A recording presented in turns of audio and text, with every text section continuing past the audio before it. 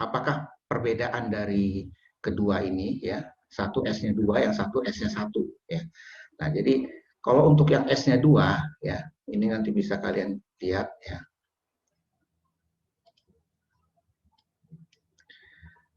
Di sini kalian bisa perhatikan ya. Kalau untuk form SPT 1770 SS itu nanti digunakan oleh wajib pajak ya, yang dia memiliki penghasilannya itu adalah tidak lebih dari 60 juta setahun. Ya, jadi kalau misalnya ada karyawan, paling tidak dia gajinya sebulan 5 juta, kita kalikan 12, itu kan 60 juta. Nah, itu nanti dia mengisi form pajaknya, itu di form yang kodenya 1770 SS. Ya. Nah, tapi untuk karyawan yang gajinya lebih dari 60 juta setahun, ya paling tidak 61 juta itu dia sudah masuk ke kategori yang di atas 60 juta. Nah, itu nanti dia kalau untuk mengisi form pajaknya itu, dia harus menggunakan form pajak yang kodenya adalah 1770S ya. Nah, ini salah, ini harusnya S saja ya. Nah, hanya saja untuk mengisi form ini kita harus memiliki bukti formulir yaitu namanya 1721A1. Nah, ini biasanya diberikan oleh perusahaan kepada kita. Jadi kalau misalnya kalian bekerja di suatu perusahaan atau PT, ya, di akhir tahun paling tidak Januari kalian nanti akan diberikan oleh HRD-nya form ini. Ya, form ini isinya adalah mengenai berapa gaji kita setahun, kemudian dikurangin apa namanya macam-macam ya biaya yang ada di situ. Nah, nanti hasilnya adalah berapa pajak yang sudah dipotong oleh perusahaan. Nah, ini kita harus minta formulir ini kepada perusahaan tempat kita bekerja. Karena ini nanti dibutuhkan pada saat kita mau mengisi formulir SPT yang 1770S ya. Nah, saya akan mulai ya. Yang pertama akan mengisi bagaimana cara mengisi untuk 1770SS ya. Nah, ini untuk mengisinya kita harus mengetahui dulu apa saja yang ada di form itu ya. Nah, formulir untuk SPT 1770SS ya, itu nanti namanya adalah SPT Tahunan Pajak Penghasilan Wajib Pajak Orang Pribadi. Nah, ini induknya. Induk itu artinya nanti dia ada di halaman depan ya. Nah, ini yang pertama yang akan kalian temukan nanti di formulir itu. Kemudian ini langsung saya coba liatin ya bentuk formulirnya seperti apa ya. Nah, ini bentuknya seperti ini ya. Ini formulir SPT-nya. Ya, nah di sini namanya 1770SS ya. Di sini ada sebutan SPT tahunan pajak penghasilan wajib pajak orang pribadi. Nah, ini yang dilaporkan dia kebetulan tahun 2019 ya. Nah, kita nanti masuk ke bagaimana cara mulai mengisinya ya. Kita lihat dari atas, ada soalnya dulu ya. Nah, di sini ada namanya Widi Gunarso ya. Dia adalah seorang karyawan swasta di Lembaga Pendidikan Bina Sarana Informasi sejak tahun 2005. Adapun data-data yang dimiliki Widi Gunarso untuk mengisi SPT 1770SS tahun 2014 adalah sebagai berikut. Nama Widi Gunarso, alamat Jalan Lir nomor 2 Jakarta Utara, jabatannya staf akademik, kemudian status itu adalah status pajak dia ya, TK berarti tidak kawin. Ini nomor teleponnya, ini nomor NPWP-nya, dan ini masa kerjanya dari Januari sampai Desember. Nah, kemudian data-data lain ya, Widi Gunarso menerima bukti potong 1721 A1. Nah, ini yang saya bilang tadi, karena dia bekerjanya di BSI, nanti BSI akan mengeluarkan bukti potong yang diterima nanti sama Widi Gunarso dari BSI. Nah, itu nanti di dalamnya itu ada keterangan detail mengenai berapa penghasilan dia setahun, kemudian dikurangi dengan pengurang-pengurangnya ya, sampai nanti berapa pajak yang dia potong di dalam 1 tahun itu oleh BSI-nya. Nah, ini adalah daftar harta dan kewajiban Widi Gunarso ya. Di Widi Gunarso dia memiliki di sini disebutkan ada 2 harta dia, yaitu motor, ini Suprafit ya, harganya 11.500.000 tahun perolehan 2010. Kemudian dia punya deposito di Bank BRI ya. ada nilainya adalah 10 juta, ya. Dia tahun perolehannya 2012. Ya. Kemudian dia punya utang juga. Jadi si Widi Sunarso itu dia ada kredit rumah, ya. Waktu itu dia beli rumahnya harganya 116 juta. Tahunnya tahun 2013. Ini alamat rumahnya ya, Jalan Lier nomor 2 Jakarta Utara. Yang memberi pinjaman adalah KPR BTN, ya. Ya, ini nomor objek pajak, ya. Ini biasanya di PBB ya. Selama berapa tahun dia nyicil? Selama 20 tahun. Nah, ini data-datanya, data-data si Widi Gunarso, ya. Nah, kemudian dari data-data ini nanti kita akan masukkan ke dalam form tadi, ya, ke dalam form 1770 SS ini, ya. Nah, yang tadi saya sudah gambarkan, ya. Ini formnya seperti ini bentuknya, ya. Nah, di sini kita masukkan NPWP-nya sekian, Widi Gunarso.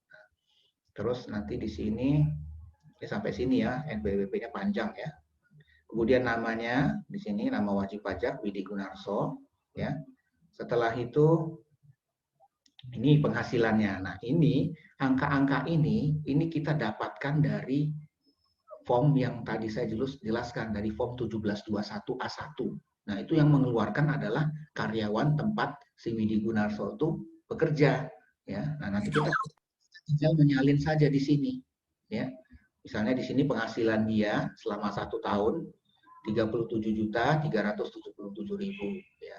Kemudian pengurangnya, nah ini biasanya pengurang ini ada namanya biaya jabatan, ada namanya uang pensiun, ya, BPJS dan sebagainya, ya. Itu nanti perusahaan yang tahu kayak gitu-gitu berapa pengurangnya.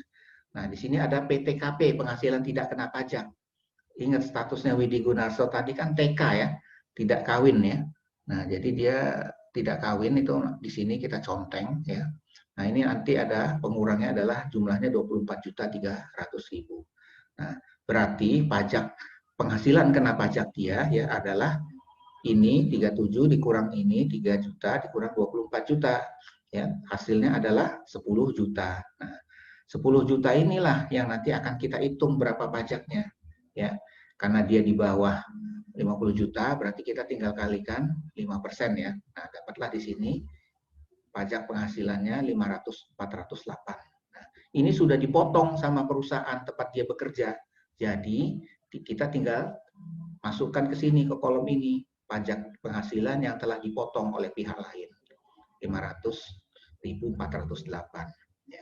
Nah, yang lain-lain ini karena dia sudah dipotong jadi dia udah bersih ya. Jadi dia nggak ada bayar-bayar lagi di sini. Jadi di sini sudah kosong ya dan data-data yang lain tidak ada. Oke. Nah, kemudian ada nanti namanya daftar harta dan kewajiban. Nah, ini yang berdasarkan data yang di atas tadi ya. Di situ kan disebutkan berapa hartanya si Widi tadi ya. Nah, di sini adalah jumlahnya 22.500.000. Itu dari apa tadi hartanya? Dari Honda ini ya, Superfit ya. Honda Superfit ditambah deposito ya. Jadi 20 berapa itu? 10 tambah 1 21.500.000 ya di sini. Nah, ini jadi kita masukkan di sini. Nah, ini kok 22 juta ya. Harusnya 21 juta. Nah, kemudian ini jumlah utang. Nah, ini jumlah utang dia 116 juta. Ya, 116 juta kan itu dia utang KPR dia, ya. Nah, kemudian di sini ada pernyataan dengan menyadari sepenuhnya akan segala akibatnya termasuk sanksi-sanksi sesuai dengan ketentuan peraturan perundang-undangan yang berlaku, saya menyatakan bahwa yang telah saya beritahukan di atas adalah benar, lengkap dan jelas, ya. Nah, ini kita buat tanggal berapa kita bikin ini ya. Di sini tanggal 20 Maret ya tahun 2015. Nah, kemudian jangan lupa ditandatangani oleh Widi Gunarso, tanda tangan di sini. Nah, form inilah yang nanti akan dikirimkan ke kantor pajak pada tanggal maksimal tanggal 31 Maret ya di tahun itu ya. Kalau misalnya dia laporan pajak ke tahun 2019 berarti di Maret 2020 dia harus sudah lapor ini ya. Ini form 1770 SS ya. Kenapa dia masuk di SS? Karena kategorinya penghasilan dia di bawah 60 juta. Nah, kemudian kita masuk ke yang SPT 1770S. Nah, kalau S aja, S-nya cuma 1, ini berarti ini untuk mengisi penghasilan yang di atas 60 juta setahun. Ya. Nah, kita coba langsung lihat masuk ke dalam formnya dulu seperti apa ya. Nah, jadi sama seperti tadi ya, ada induknya. Nah, induknya nanti ada tulisan SPT tahunan PPh orang pribadi. Nah, kemudian ada lampiran-lampirannya. Jadi dia formnya ini nggak sesederhana yang SS tadi. Kalau SS tadi kan sederhana ya, cuma satu lembar doang. Kalau ini dia ada lampiran 1, ada lampiran 2 ya. Kalau lampiran 1 isinya penghasilan sehubungan dengan pekerjaan, penghasilan neto dalam negeri lainnya, daftar pemotongan atau pemungutan, PPh oleh pihak lain, dan PPh yang ditanggung pemerintah. Nah, ini yang lampiran 1 isinya mengenai potongan-potongan ya. Dan kemudian lampiran 2 ini harta dan daftar kewajiban ya. Jadi hampir sama yang kayak yang di SS tadi ya, ada hartanya dan utangnya. Nah, kemudian sekarang kita masuk ke dalam contoh kasusnya ya. Nah, di sini contoh kasusnya adalah Dwiatmoko Puji Widodo ya. Dia adalah seorang karyawan swasta di BSI sejak tahun 1996. Nah, adapun data yang dimiliki di Wiatmoko untuk mengisi SPT 1770S tahun 2019 adalah sebagai berikut ya. Namanya Wiatmoko Puji Widodo, alamatnya Jalan Dempet nomor 200 Jakarta Timur ya. Kemudian nomor teleponnya, jabatannya staf akademik, status tanggungannya adalah K2. K2 itu kawin dengan 2 anak. Ini pangkatnya lektor ya. Kemudian di sini NPWP-nya sekian nomornya, kemudian ini masa kerjanya dari Januari sampai Desember 2019. Ya. Kemudian ada data-data lagi yang sama Dwiatmoko yang harus dia punya untuk ngisinya. Pertama adalah data penghasilan, itu yang paling penting ya. Nah, dia dapat dari mana nih data penghasilannya? Dia harus minta dari BSI tempat dia kerja. Nanti BSI akan memberikan dia namanya bukti potong 1721A1. Ya, yang sama seperti yang contoh soal yang sederhana tadi ya. Jadi kalau di sini 1721A1 ini isinya mengenai berapa gaji kita setahun, kemudian potongan-potongannya, kemudian berapa yang sudah dipotong oleh perusahaan tempat dia bekerja.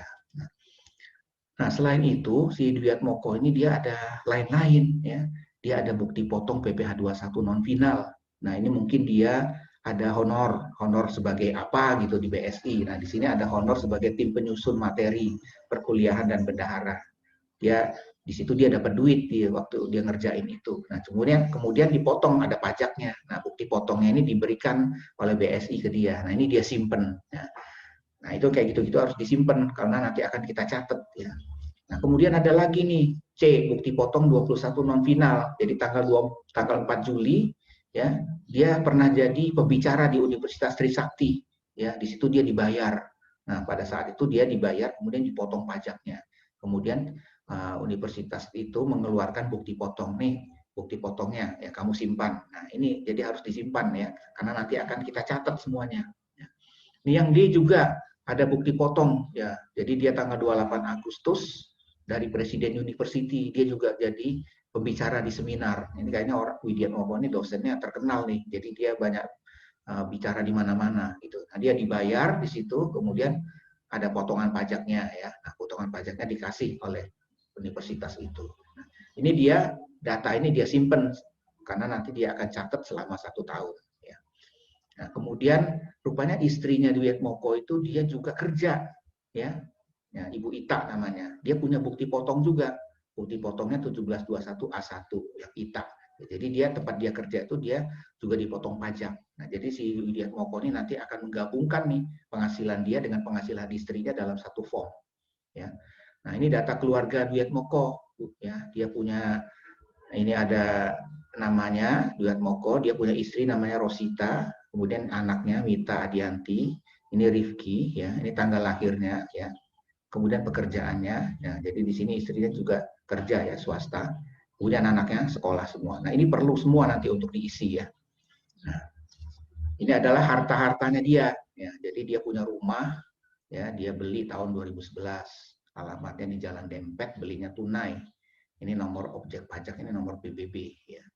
Nah, ini dia ada harga belinya sekian, 380 juta ya. Jadi ini disebut dengan harga perolehan ya, harga beli pada saat itu disebut harga perolehan. Nah, kemudian juga punya rumah lagi. Jadi rumahnya ada 2. Ya, dia tahun 2004 juga udah pernah beli rumah, harganya 600 juta. Alamatnya Jalan Malaka Barat. Oh, ini rupanya warisan. Ya, ini warisannya harus dia catat nanti ya. Ini nomor objek pajaknya. Kemudian harga perolehannya sama, harga beli dengan itu, jadi 600 juta. Nah, bagaimana lagi selanjutnya? Nah, ini ada lagi hartanya dia. Jadi harta-harta itu harus disimpan dan dicatat ya. Di sini ada perhiasan. Ya, perhiasan dia beli tahun 2015, belinya cash tunai. Kemudian dia punya deposito. Nah, nilainya 200 juta tahun 2013. Nah, ini ingat di sini ada bunga 1% per tahun sama dengan 2 juta. Ya, ini nanti harus dia laporin semuanya. Ya. Bagaimana cara kita melaporkannya untuk di form ini? Ya. Nah, ini namanya form 1770S. Ya. Nah, jadi datanya si Dwiatmoko ini nanti kita harus masukkan satu persatu. Ya. Pertama kita masukkan ke lampiran-lampirannya dulu. Nah, ini lampiran 1770S ya, bagian D. Jadi ini Romawi 2 bagian D. Nah, ini isi mengenai data-data orang-orangnya ya. Jadi Dwiatmokonya, tanggal lahirnya, kemudian hubungan keluarganya, kemudian di sini pekerjaannya pegawai swasta. Ini Rosita istrinya ya. Ini tanggal lahirnya, ini apa namanya pekerjaannya ya. Kemudian ini anak-anaknya ya, Mida, anaknya pelajar, anak kandung. Nah, ini masukkan ke dalam lampiran yang pertama ya, lampiran yang bagian D. Jadi kita mundur dulu komnya ya. Dari sini dulu ya, gampang ya. Nah, setelah itu diisi, kita masuk ke bagian C. Nah, bagian C ini adalah kewajiban utang akhir tahun ya. Jadi dia di sini ada namanya Toyota Fortuner ya. Dia alat pemberi pinjaman, jadi dia mungkin beli Toyota Fortuner ya. Alamatnya adalah di sini ya. Nah, ini tahun peminjamannya 2014, harganya 245 juta ya. Kemudian di sini hartanya. Nah, ini harta-hartanya tadi ya. Jadi dia punya rumah kan. Yang pertama Jalan Dempet 380 juta ya. Ini kredit ya. Ditulis di sini kalau dia bayar belinya kredit. Ini NOP, nomor objek pajak, ini biasanya nomor PBB-nya ya. Nah, kemudian di sini ada juga dia rumah di Jalan Malaka Barat. Tahun perolehan 2004 ya. Ini harganya 600 juta. Nah, tapi ini warisan. Ini ditulis warisan gitu ya. Perhiasan. Nah, ini dia beli kan tadi 10 juta 500. Kemudian ada deposito 2013 200 juta. Nah, ini bagian B ini jumlahnya adalah 1 miliar 190 juta 500, ini harta dia ya. Nah, ini adalah form lampiran, belum bagian depan ya. Jadi lampirannya ini yang 1770S yang bagian A ya. Nah, di sini kita nanti harus isi NPWP-nya, Dwiatmoko, kemudian ini nama wajib pajaknya ya. Nah, di sini dijelaskan mengenai deposito, bunga depositonya. Nah, ingat tadi dia kan ada deposito ya. Bunganya 1% kan. Nah, di situ 1% dari 200 juta apa? Nilainya adalah 2 juta ya. Nah, ini nanti PPh terutangnya 400.000 ya. Ingat, jadi 2 juta dikalikan deposito itu biasanya 20% bunganya ya. Jadi di sini 400.000 ya. Kemudian nah ini ada penghasilan dari istrinya ya. Penghasilan istrinya di sini kita tulis. Ini penghasilan per tahun karena dia kan digabung ya. Di sini 82.275.000 ya. Kemudian PPh terutang. Jadi ini dari form istrinya ya. Jadi kita harus minta form 1721A1 istrinya. Nanti kita lihat di situ dia ada bayar pajaknya berapa dipotong. Ini kita catat aja di sini. Dia masuknya ke dalam PPh final ya namanya. Nah, jumlahnya tinggi sini 3.709. Kita total berarti di sini jumlahnya 400.109.750. Nah, kemudian di lampiran yang bagian C, S1 bagian C. Nah, di sini kita harus melampirkan bukti-bukti potong ya, artinya tempat dia menerima honorarium tadi ya. Dia kan tadi menerima honor ya. Nah, honor-honor itu dia kumpulin, bukti-bukti potongnya dia harus laporkan di sini, lampirkan ya. Yang pertama di sini sebagai bendahara BSI ya. Di sini bukti pemotong pajaknya ya, artinya ini nomor NPWP-nya BSI ya. Nah, ini nomor bukti potongnya itu nanti lihat semua di dalam bukti potong itu. Tanggal dipotongnya tanggal berapa, pajaknya namanya jenis pajak apa, ini semua PPh 21 ya karena honor. Nah, berarti jumlah pokok PPh yang dipotong adalah jumlahnya 7.030.000. Ya. Kemudian pada saat dia berbicara di bendahara di Presbyterian University ya. Tadi kan ada di soal ya. Ini NPWP-nya, kemudian nomor bukti potong dan tanggalnya ya. Berapa di situ pajaknya 150.000. Kemudian bendahara Universitas Trisakti, ini dia juga jadi pembicara pada saat itu dan dia menerima honor ya. Ini nomornya ya, tanggalnya dan ini jumlah bukti potongnya berapa.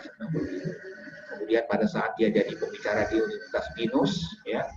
Di sini NPWP-nya dan ini nomornya ya. Berapa? Pajaknya di sini 100.000. Jadi totalnya adalah yang dia sudah dipotong adalah 7.330.000. Nah, ini nanti diisi ya di dalam lampiran-lampirannya. Nah, kemudian ini lampiran bagian B. Di sini penghasilan yang tidak termasuk objek pajak. Ya, jadi ini yang tidak termasuk itu namanya warisan. Jadi di sini ditulis dia kan terima rumah kan harganya 600 juta. Nah, ini kita tulis di sini 600 juta ya. Nah, kemudian yang bagian A ya di sini isinya adalah mengenai penghasilan lainnya 12 juta. Nah, ini penghasilan lain 12 juta ini dapat dari mana ya? Coba kita lihat ke atas. Dari soal yang di atas tadi saya belum sempat melihat ada dapat penghasilan 12 juta. Ini rumah ya. Ini data keluarganya. Ini honor-honor. Nah, berarti itu tambahan ya, seolah-olah dia mungkin dia memiliki penghasilan sampingan ya. Jadi penghasilan sampingan dia di situ apa? Misalnya dia sebagai punya jualan apa, punya toko ya, dia dapat penghasilan, dia tulis di sini. Ya. Ini orangnya jujur berarti ya. Jadi diisi. Nah, ini masuklah kita ke dalam induknya yang bagian depan sekali ya, form 1770S-nya. Ini namanya huruf A namanya. Nah, di sini kita lihat kan, ini namanya formnya. Ini SPT penghasilan pajak pribadi tahunnya ya. Nah, di sini lihat di sini ya di form 1770S ini ada keterangan ya. Jadi form ini dipakai untuk satu atau lebih pemberi kerja. Terus dalam negeri lainnya yang dikenakan PPh final. Ya, jadi di sini form ini bisa untuk orang yang tidak hanya bekerja di satu tempat. Jadi misalnya dia punya penghasilan tapi penghasilannya ada di mana-mana. Nah, ini dia pakai di sini. Form ini nanti ya, entah dia penghasilannya di perusahaan ini, kemudian di perusahaan ini ya. Ya contohnya kayak Widiat Moko tadi, dia di sini ada penghasilan lainnya. Nah, ini dia masukkan di sini ya 12 juta. Nah, ini data-datanya kita isi ya bagian depan, NPWP, nama wajib pajak, kemudian pekerjaan, kemudian nomor telepon. Nah, kemudian masukkan ini data penghasilan setahun dia. Nah, ini angka ini kita ambil dari yang diterima dari perusahaan tempat dia bekerja. Jadi form 1721A1 namanya. Nah, di sini kita salin aja di sini. Ini penghasilan dia setahun 105 juta, terus dikurangi ya. Dikurangi dengan 12 juta. Oh, ini bukan dikurangi, ini ada penghasilan tambahan lain di sini ya. Jadi mungkin dia punya toko ya. Nah, kemudian di sini penghasilan luar negeri nggak ada. Nah, di totalnya adalah 117 juta setahun ya penghasilan dia. Nah, kemudian PTKP penghasilan tidak kena pajak, dia kawin dengan 2 anak ya. Kawin dengan 2 anak berarti di sini pengurangnya adalah 30.375.000 ya. Nah, kemudian penghasilan kena pajaknya ini bersihnya ya. Jadi dari 117 dikurangin 30, 87 juta. Nah, ini adalah PPh terutang dia, 8.080.000. Nah, ini cara menghitungnya adalah gunakan rumus ya yang kemarin ya, penghasilan 0 sampai 50 itu 5% tarifnya, kemudian 50 sampai 100 15%. Nanti dapatlah angka segini 8 juta. Nah, kemudian di sini kita salin PPh terutangnya sekian. Nah, ini yang sudah dipotong oleh tempat dia bekerja, artinya di perusahaan yang tempat dia bekerja itu dia udah bayarin dia pajak. Jumlahnya berapa? Nih kita tulis di sini, jumlahnya 7.330.000. Nah, ini kita kurangin. Nah, dapatlah 750.000. Nah, ini yang disebut dengan PPh yang dia harus bayar sendiri. Nah, setelah ini dia tahu dia ada utang pajak sekian, nah dia harus setor jumlahnya 750.000 nih ke bank. Ya, berarti nanti dia lunas dari sisi itu. Nah, ini form induknya seperti ini bentuknya. Oke. Nah, kemudian di sini ada tulisan kan, ya PPh yang kurang dibayar. Ya, nah ini diconteng. Nah, berapa jumlahnya? 750.000. Kemudian 750.000 ini dia bayar, tanggal lunasnya tanggal 25 Maret tahun 2020. Ya. Yang lain-lain kosongkan, ya. Terus di sini ada namanya penghitungan tadi ya, perhitungan dalam lampiran tersendiri ya. Jadi nanti bisa dilampirkan juga cara berhitungnya. Kemudian ini lampiran-lampirannya, fotokopi formulir 17A21. Nah, ini yang dari perusahaan yang dia terima, tempat dia bekerja itu harus dilampirkan ya. Kemudian daftar susunan keluarga ya. Jadi harus bikin juga daftar susunan keluarganya ya, dari anak, istri semua ditulis. Ya, kemudian ini surat setoran pajak ini enggak ya, karena dia belum bayar. Nah, di sini nanti baru ada pernyataan dengan menyadari bla bla bla ya, sudah benar. Di sini wajib pajak, lihat moko. Tanggalnya lapor di sini 27 Maret. Ya, ingat kalau untuk SPT PPHOP ya itu maksimal tanggal 31 Maret. Ya, jadi dia belum telat nih. Kalau dia tanggal 1 April aja dia bayar, dia udah telat ya. Itu dendanya 500.000 ya. Ini nama lengkap dia dan ini NPWP, nomor NPWP-nya. Nah, ini dia, jangan lupa ditandatangani. Jadi ini udah selesai ya. Setelah itu bisa dikirimkan lewat pos ke kantor pajak atau kita antarkan ke kantor pajak. Itu saja mengenai bagaimana cara pengisian SPTOP ya. Mudah-mudahan kalian bisa memahami ya. Oke, saya akhiri ya, dan jangan lupa nanti akan ada soal yang akan saya kirimkan ya. Seperti biasa nanti kalian kirimkan melalui e-learning. Baik semuanya, assalamualaikum warahmatullahi wabarakatuh. Waalaikumsalam, Pak. Waalaikumsalam warahmatullahi wabarakatuh.